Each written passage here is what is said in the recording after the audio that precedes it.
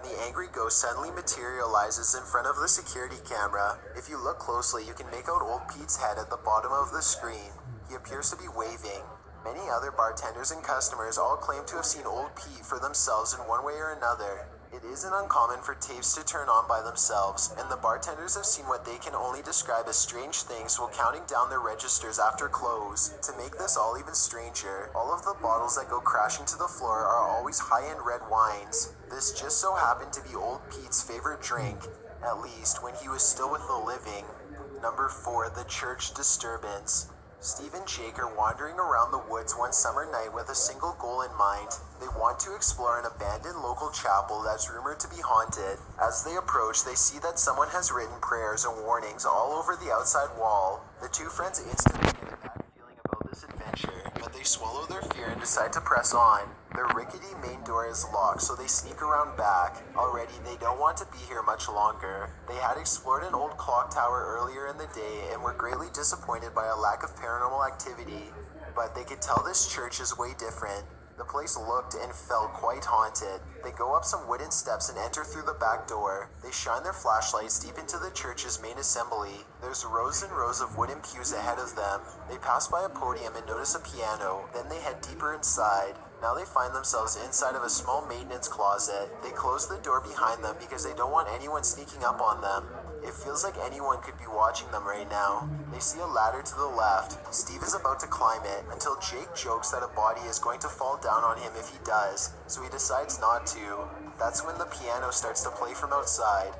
Oh man. Oh my god, turn the left, turn the left. Oh, listen. She's playing piano. Is that piano? Is that door open?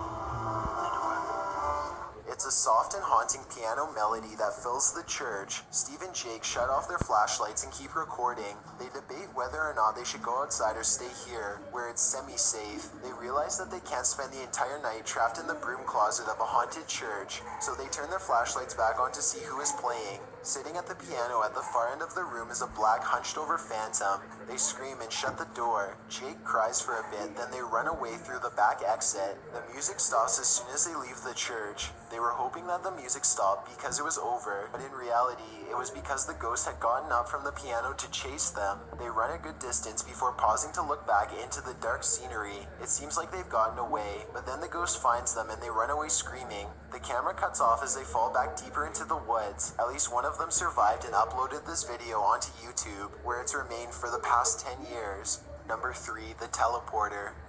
Two girls are alone in their house when one of them sees something in the doorway. Pause the video and you can see it's clearly the upper half of a young girl who is dressed in old-fashioned clothes from another time period. She is floating in midair as she curiously peeks in on the two children to see what they are doing.